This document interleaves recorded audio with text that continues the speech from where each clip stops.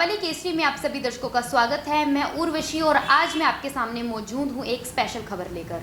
जैसे ही हरियाणा सरकार के द्वारा लॉकडाउन को लेकर घोषणा की गई तो उससे लोगों के बीच में चिंता का माहौल उत्पन्न हो गया और देखा जाए तो लगता है कि हरियाणा सरकार है खुद भी असमंजस में है और लोगों को भी असमंजस में डाल रही है, क्योंकि सबसे पहले हरियाणा सरकार के द्वारा संपूर्ण लॉकडाउन की घोषणा की गई थी और इसी के साथ उन्होंने कहा कि हम लॉकडाउन लगाना तो नहीं चाहते थे, लेकिन हमने कुछ पाबंदियां लगा दी हैं और जिनकी आपको पालना करनी ही होगी और इसी के साथ कुछ स्पेशल गाइडलाइंस को जारी कर दिया गया।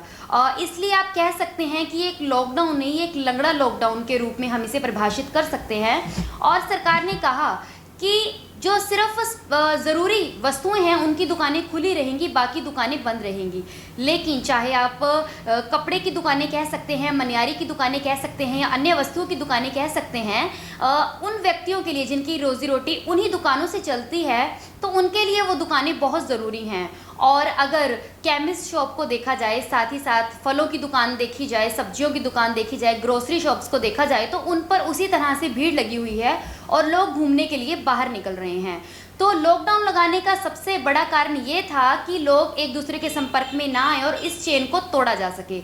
लेकिन अगर लोग इसी तरह से दुकानों से लोग बाहर निकल रहे हैं, उसी तरह से झुंड बनाकर बैठ रहे हैं और सड़कों पर उसी तरह से आवाजाही जारी है, तो इस लॉकडाउन का कोई मतलब नहीं है। सरकार की बार बार बदलती हुई जो गाइडलाइंस है उसे लेकर लोगों के बीच में काफ़ी कंफ्यूजन का माहौल देखने को मिल रहा है, क्योंकि सरकार ने एक तरफ लॉकडाउन भी लगा दिया है, साथ ही साथ जो रात का कर्फ्यू भी लगा दिया है, तो लोग इस बात को लेकर काफ़ी चिंता में चल रहे हैं। तो इस तरह के लॉकडाउन का फ़ायदा किसे हुआ? आप कहीं पर भी जा सकते हैं, आप किसी भी हरियाणा की किसी भी जगह पर जा सकते हैं, तो आप शराब के ठेकों पर जाएंगे, चाहे शटर बंद है लेकिन आप जाकर नॉक करेंगे तो उसी तरह से आप इस तरह की भी आप शराब लेना चाहते हैं आपको वहाँ से उपलब्ध हो जाती है।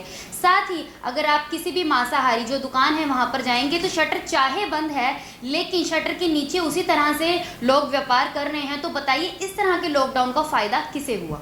कहने का तात्पर्य ये है कि आपकी चिंता, आपकी नीति, आपकी व्यवस्था ये सही हो सकती है, लेकिन सिर्फ बंद कमरों के अंदर बैठकर इस तरह के जो नियम तैयार किए जाते हैं उन्हें बनाने के लिए जनता को भी मद्देनजर में, हर वर्ग की जनता को भी मद्देनजर में रखा जाना चाहिए। इस तरह के लॉकडाउन का फायदा क्या हुआ? आपका कहना है कि मनियारी की दुकान नहीं खोलनी है या फिर किसी सर्विसेज की दुकान नहीं खोलनी है, तो उन दुकानों को बंद करने से फायदा क्या हुआ? जनता तो फिर भी अपने घरों से निकलकर बाहर आई, उसी तरह से सड़कों पर घूम रही है, ना कोई सोशल डिस्टेंसिंग का पालन किया जा रहा है। तो इस तरह के लॉकडाउन है उसका फायदा किसे हुआ? कहना है कि या तो मुकम्मल लॉकडाउन लगाया जाए या फिर लॉकडाउन को ना लगाया जाए, क्योंकि और देखा जाए तो कहा गया था कि लॉकडाउन सिर्फ उसी अवस्था में लगाया जाएगा जब बहुत बिल्कुल आखिरी विकल्प होगा। लेकिन क्या सरकार का कहना ये है इसलिए लॉकडाउन लगाया गया है कि सरकार के पास जो वैक्सीनेशन है, ऑक्सीजन है, जो दवाइयाँ हैं वो ख़त्म हो चुकी हैं। एक तरफ उनका कहना है कि हम इस तरह की स्थिति पर कंट्रोल पा लेंगे और कहा गया था कि जो लॉकडाउन है वो बिल्कुल आर्थिक स्थिति को ध्यान में रख कर ही लगाया जाएगा और साथ ही साथ उन्होंने कहा था कि ये बिल्कुल आखिरी विकल्प होगा। लेकिन अगर ये आखिरी विकल्प है तो क्या सरकार ये बात दर्शाना चाहती है कि उनके पास जो वैक्सीन है वो ख़त्म हो चुकी है, उनके पास दवाइयों की व्यवस्था नहीं है, ऑक्सीजन की व्यवस्था नहीं है? क्या उन्होंने पूरी जो ये समस्या है उन्हें लोगों पर डाल दिया है कि आप अपने घरों से बाहर ना निकलें और इस तरह का जो लंगड़ा लॉकडाउन लगाया है तो वो अपने जो उनकी जो दायित्व बनता है उससे पल्ला झाड़ रही है लॉकडाउन लगाने के बाद? इस तरह के जो सवाल है वो सभी पूरी जनता के मन में उत्पन्न है और लोगों को इस तरह से असमंजस में डाल रहे हैं। जो पुलिस प्रशासन है वो सिर्फ चालान काटने पर ध्यान दे रहा है। दुकानें खुली हुई हैं, पुलिस वहीं से गुजर जाती है और अगर केमिस्ट की शॉप खुली है या फिर कोई सब्जी की ग्रोसरी शॉप्स खुली है तो वहाँ पर इतना अगर भीड़ लगी हुई है तो सोशल डिस्टेंसिंग का कोई पालन नहीं किया गया, वहाँ तो पुलिस जाकर कोई भी अपनी कार्यवाही नहीं करती है। तो कोई अन्य वस्तु की दुकान अगर खुल जाती है तो वहां जाकर पुलिस उन्हें डंडे बरसाना आरंभ कर देती है। बड़ा सवाल निकलकर सामने आता है वो ये है कि क्या जो ये लॉकडाउन लगाया गया है ये सिर्फ गरीब लोगों के लिए है? क्या गरीब लोगों से ही कोरोना वायरस निकलकर बाहर आता है? तो क्या आपको लगता नहीं कि ज़रूरी है कि सरकार को या तो पूरा मुकम्मल लॉकडाउन, रहने वालों को छूट दे दी जी, मेडिकल वालों को छूट दे दी, सब्जी वालों को छूट दे दी, हमें छूट नहीं है जी बिल्कुल भी। मेरे पास रियल का जूस है जी, कंपनी का पानी की बोतल है, बंद पैकिंग है। हमारे पास तो ग्राहक आता है जी, लेके चला जाता है। हमारे जैसे दुकानदार जो 20-20 हज़ार रुपये किराया भर रहे हैं जी, हमें बोलते हैं आप घर पे बैठो, क्या हमारे पास कोरोना है जी? सारा बसों में कोरोना नहीं है, किराने वालों के पास कोरोना नहीं है जी? हमारे जैसे गरीब आदमियों को मारना चाहती है सरकार। कोरोना से मरे ना मरे, भूखमरी से जरूर मर जाएंगे हम जी। ਇਹ ਨਹੀਂ ਲੇਬਰ ਬੈਠੀ ਹੈਗੀ, ਕੱਲ ਪਰਸੋਂ ਤੋਂ ਲੇਬਰ ਬੈਠੀ ਹੈ ਇਹ ਸਾਰੀ, ਕਿਤੇ ਕੰਮ ਨਹੀਂ ਮਿਲੇਗਾ, ਨਾ ਪੁਲਿਸ ਇੱਥੇ ਖੜਨ ਦਿੰਦੀ ਹੈਗੀ। ਸਾਨੂੰ ਪੂਰੀ ਪਰੇਸ਼ਾਨੀ ਹੈਗੀ ਇਸ ਗੱਲ ਦੀ। ਸਾਡੇ 5-5 6-6 ਬੱਚੇ ਹੈਗੇ, ਅਸੀਂ ਰੋਜ਼ਾਨਾ ਖਾਲੀ ਮੁੜ ਕੇ ਜਾਂਦੇ ਆ, ਆਸ ਲੈ ਕੇ ਆਉਂਦੇ ਆ ਇੱਥੇ, ਸਾਡੀ ਆਸ ਮੁਰਾਦ ਪੂਰੀ ਨਹੀਂ ਹੁੰਦੀ ਗੀ। ਮਿਲਦਾ ਨਹੀਂ ਸਾਨੂੰ ਕੰਮ ਮਿਲਦਾ ਸਾਨੂੰ ਮਿਲਦਾ ਨਹੀਂ। ਮਜ਼ਦੂਰ ਬੰਦੇ ਆ, ਜਵਾਕ ਹੈ ਘਰੇ, ਨਾ ਸਾਨੂੰ ਪਿੰਡ 'ਚ ਕੰਮ ਮਿਲਦਾ, ਨਾ ਸਾਨੂੰ ਮੰਡੀ 'ਚ ਮਿਲਦਾ ਜੀ। ਮਜ਼ਦੂਰੀ ਕਰਦੇ ਆ ਅਸੀਂ, ਗਰੀਬ ਕੀ ਕਰੀਏ ਹੁਣ? ਪੁਲਿਸ ਨਹੀਂ ਖੜਨ ਦਿੰਦੀ ਸਾਨੂੰ ਇੱਥੇ ਸਾਨੂੰ ਪੁਲਿਸ ਨਹੀਂ ਖੜਨ ਦਿੰਦੀ। ਅਸੀਂ ਪੂਰੇ ਦੁਕਾਨਾਂ ਕੇ ਬੈਠੇ ਆ ਜੀ, ਦੁਕਾਨਾਂ ਵਾਲੇ ਸ਼ੈੱਡ ਬੰਦ ਕਰਕੇ ਲੋਕਾਂ ਦੀ ਦੁਕਾਨਾਂ ਕੇ ਬੈਠੇ, ਦੁਕਾਨ ਖੋਲ੍ਹਣ ਦੇ ਗਾਹਕ ਆ ਜਾਂਦਾ ਜੀ। ਤੋਂ ਸਾਨੂੰ ਇੱਥੇ ਖੜਨ ਨਹੀਂ ਦਿੰਦੇਗੇ।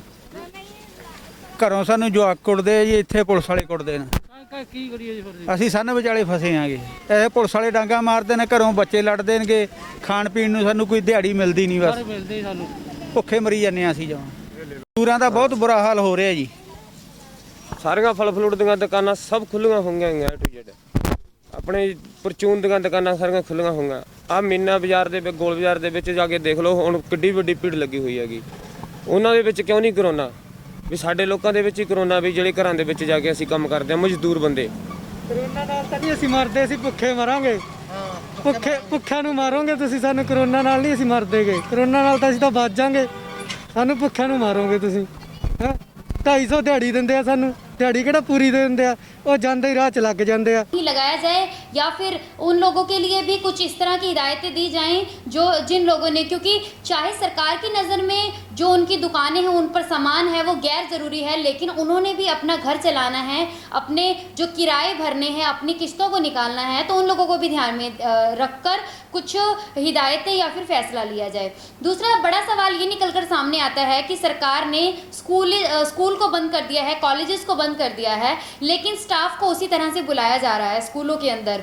तो ये क्यों बुलाया जा रहा है, ये भी एक बड़ा सवाल निकल कर सामने आ रहा है, क्योंकि स्टाफ अगर कॉलेज में या स्कूल में जाता है तो वो घर जाकर अपने बच्चों से मिलता है। तो क्या आपको नहीं लगता कि एक मजाकिया सा माहौल इससे पैदा होता है कि स्कूलों में बच्चों के जाने से कोरोना वायरस जो है वो फैलेगा, लेकिन स्टाफ के जाने से कोरोना वायरस नहीं फैलेगा? जारी की गई हैं या फिर जिस तरह के फैसले सरकार के द्वारा लिए जाते हैं काफ़ी हास्य जो पूर्ण लगते हैं, जो बिना तर्कशील लगते हैं। तो इस तरह के जो बिना तर्कशील जो फैसले सरकार के द्वारा लिए गए हैं, फिर उसके बाद वो लोगों के कमेंटों का शिकार होते हैं, लोग उनके लिए बाहर धरना प्रदर्शन करते हैं, लोग प्रदर्शन के लिए सड़कों पर उतरते हैं। तो सरकार को चाहिए कि या तो मुकम्मल लॉकडाउन लगाया जाए या सभी के बारे में इस बारे में सोचा जाए और पहले सरकार खुद जो असमंजस है उससे बाहर निकले, उसके बाद वो कोई फैसला ले।